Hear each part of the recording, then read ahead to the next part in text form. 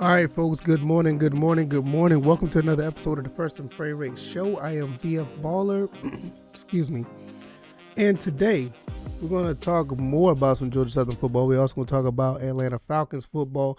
Not much has been going on, but we do have some exciting situations going on now.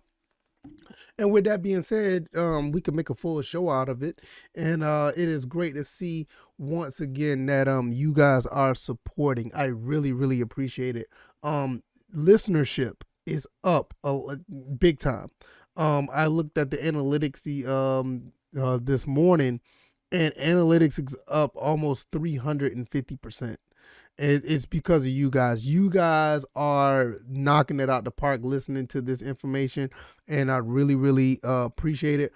Also, just to pass on the information, I did say that this podcast is on iTunes, Anchor, and Spotify.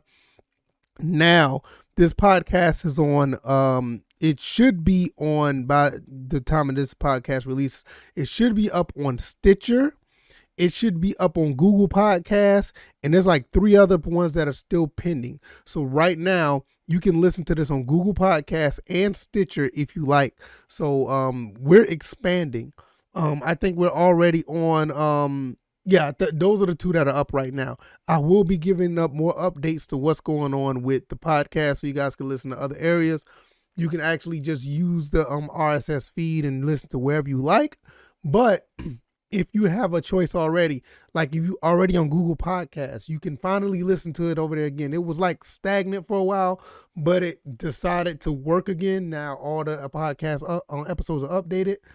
Also, Stitcher. I've been trying to get on Stitcher for a while, and is actually on Stitcher as well. I'm going to be working on some other ones, so I will definitely let you guys know when that happens. But I thank you guys. You guys are amazing when it comes to support. I can't thank you guys enough. You guys are awesome. So if this is your first time here, welcome to the First and Frame Rate Show. If you're over here on YouTube, I am VF Baller. Over here we talk about Georgia Southern and Atlanta Falcons football. If you're on the podcast side, I appreciate that as well. You guys are excellent. I really, really appreciate that as well. If you don't mind, hit the like button on the YouTube side. Share this. Let people know what I'm doing over here. Subscribe to the channel if you haven't already. Also, if you're on the podcast side of things, give me a 5-star rating. Also, subscribe over there and let people know what I'm doing over here. So the more people subscribe, the more eyes this will get on, and that's just phenomenal for everybody. So the more we grow, the more it gets better, in my opinion. So, all right, so let's get into these 2 topics. Georgia Southern, the football program is continuing to reaching out to high schools, teams, and counties. And why is that important?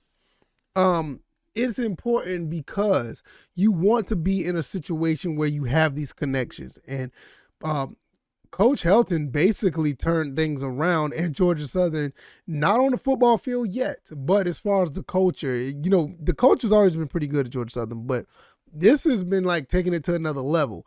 Now we're looking at situations where Coach Helton is trying to make a pipeline out of every county in the state of Georgia. And he said in a 2-week span, they were going to touch every county in the state of Georgia.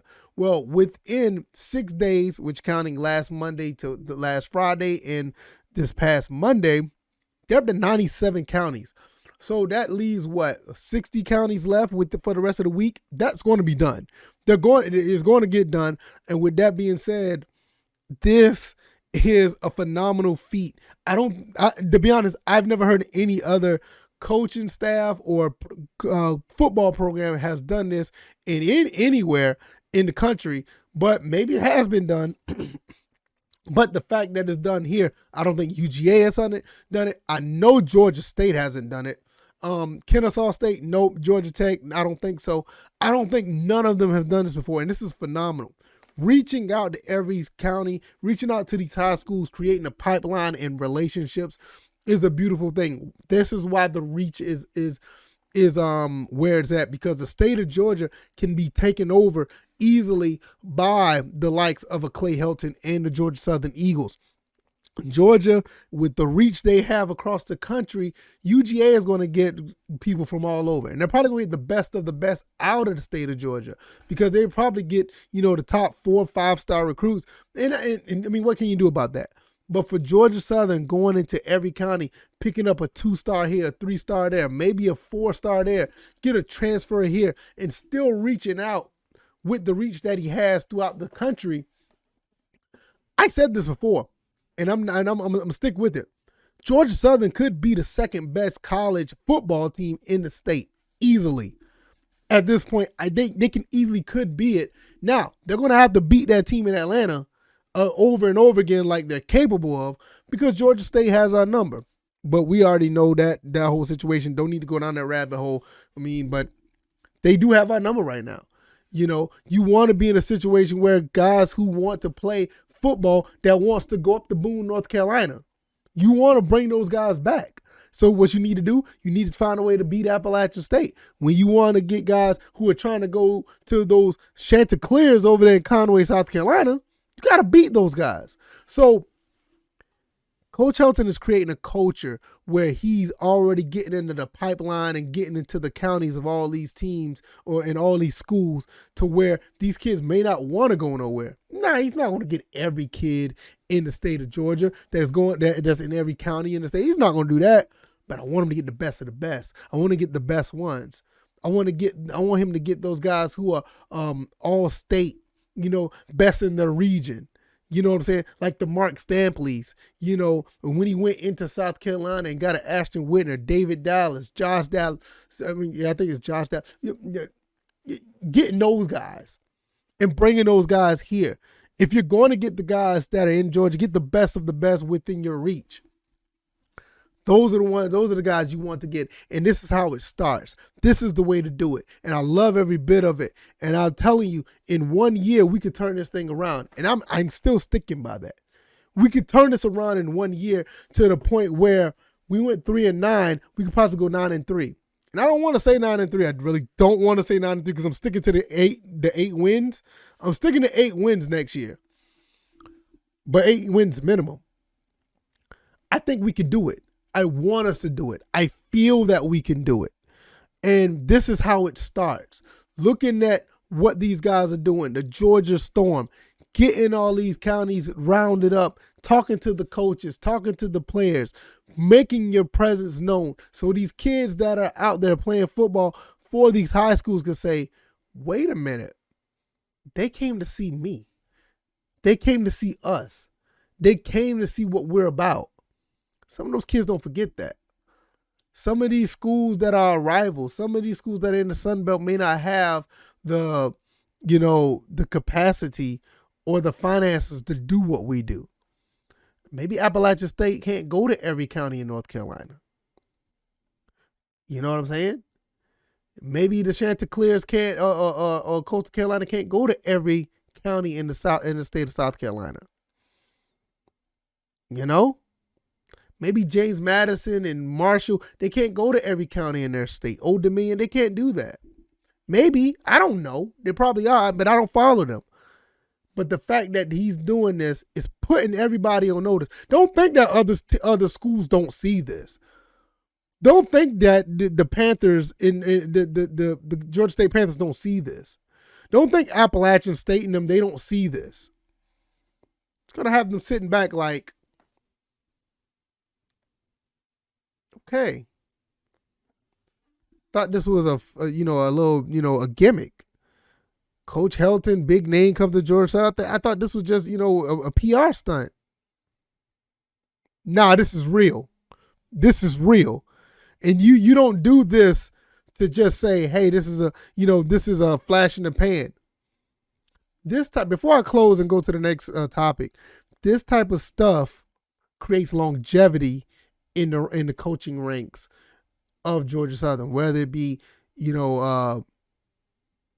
Coach Helton, the defensive coordinator, offensive coordinator, linebackers coach, special teams coach, Coach Whitney. This right here creates longevity, because if Coach Helton does decide to say, hey, I'm going to do 4 years and I'm out, these other guys already have that rapport with every county in the state. they'll find a way to do something with that. They'll find a way to be really good at it. And with that being said, this will be something real special in times to come. But that's how things happen when you want to create a longevity within a school program. This type of stuff you need to do. And hopefully we'll see how this plays out in a long run. If you like this content, hit the like button. If you're on YouTube, share this video. Subscribe to the channel if you haven't already. Also, if you're on the podcast side, give me a 5-star rating. Let people know what's going on over here. And let this reach out to everybody. This is going to be an awesome situation if we continue to grow and talk about our two favorite teams. Well, my two favorite teams, Georgia Southern and the Atlanta Falcons. We'll talk about them. And let's go ahead and jump ship and talk about the Atlanta Falcons. Right now, let's look at these first 3 draft picks that they have. Right now, the Falcons are now slotted for the 58 overall pick. That spot was secured because of the divisional round of the playoffs. The Tennessee Titans pretty much wet the bed. So that puts us in really good position for the first 3 picks will be in the top 58. That's pretty cool. We got the 8th pick, the 43rd pick, and now we have the 58th pick. What does this mean for the Falcons? I think they'll be able to get some really good players out of these 3 picks. The 8th pick, I'm still thinking we're going to get a pass rush, even though I think we should get offensive line. I am in the Nakobe Dean bandwagon. I would love to see them get him, but I think they're going to try to get Hutchinson out of Michigan. So I think that's what's going to be the case. But because we need pass rush, we do. But because it's just something about Nakobe Dean just feels like he's going to be that game changer for not only the linebackers, but just the defense in general. And for him, and I don't know if Louis Khan will still be around, and Deion Jones, that will be a really good look for the linebackers. I think that'll be really great, and maybe that'll be the case. I don't know 100. As far as the 43rd pick, we'll probably end up getting a DB or something, even though I still feel like we need offensive line. We'll probably end up getting a defensive back. There's a case that said that we'll probably get the defensive back in the 8th pick with the 8th pick. I don't know. But with the 43rd and the 58th pick, there's already been rumblings saying that there's pass rushers all over the place. So there could be a situation where we could go pass rush late, according to Chuck Smith. I think that's the name, Chuck Smith. According to him, saying that there's so many guys, we'll be able to get a good pass rusher later not later, but in the 2nd round. So that 8th pick, we could get somebody to get AJ Terrell some help on the other side because we need that as well. It's so many needs that we have on this team that will probably benefit us. We already talked about this before, where Terry Fontenot and Arthur Smith already said they're probably going to go with best player available in every pick. And what all the needs that we're going to get, we're probably going to use the needs for the veterans. I understand that strategy. I don't know, but if it's going to be best player available, I think Nakobe Dean's going to be at 8. And I think he'd be the best player available. Now, I know there's, the guy from LSU, the defensive back LSU, they're talking about him is probably going to be there as well, probably be the best player available, even Aiden Hutchinson. They're all over the place with that. I personally think just Nakobe Dean is that guy. That's just me. Maybe I don't know what I'm talking about, but, I'm not real huge on Georgia football like that anymore. But I do believe that he's that guy. This is a really good spot for the Atlanta to be in. Everybody wants to talk about a rebuild or whatever, but with all these picks, you could still be in rebuild mode and try to win at the same time because you're going to get some great players. Now, you go get another pick for Calvin Ridley, preferably a first. Now we're really cooking because we have 2 firsts, 2 seconds possibly, or 1 first, 3 second, and we could probably use one of those 2nd round picks to jump back in the 1st round. It looks like it's going to be a really good situation for the Atlanta Falcons if they do this right. Now, you look at the last draft class with Darren Hall, Jalen Mayfield, Ogundeji, Kyle Pitts, Richie Grant, and, all those guys. I think they did okay for the most part with those picks. I think they can build those guys up into being something down the road. And that's a plus because you want to build through the draft and have an identity for your team. But when you're looking at this next draft, I really think this is a draft that's going to be telling for the GM and coach. And I think this is the one where we can knock it out of the park and really, do things where it starts solidifying the future for the Falcons. Like, you don't even know what may happen with the quarterback situation. Like I talked about in my last episode, Matt Ryan is getting up there in age. He's getting up there in age, and he's going to have to do something. I ain't going to say he has to do something. The team's going to have to do something to keep him upright, safe, and not taking too many hits. And the rest of the team is going to have to pull this team together to continue to be in the upward trend from the 4 wins the year before to 7 wins now. 7 could turn to 10 or 12. You have to continue to keep your quarterback upright if you're going to rock with him. If not, maybe next year, 2023 draft, we definitely start looking at a quarterback, and we'll go from there. I will be surprised if we go with a quarterback in the draft this year. I would be really surprised, but I will understand it. So with that being said, there's a lot of places you can go with this.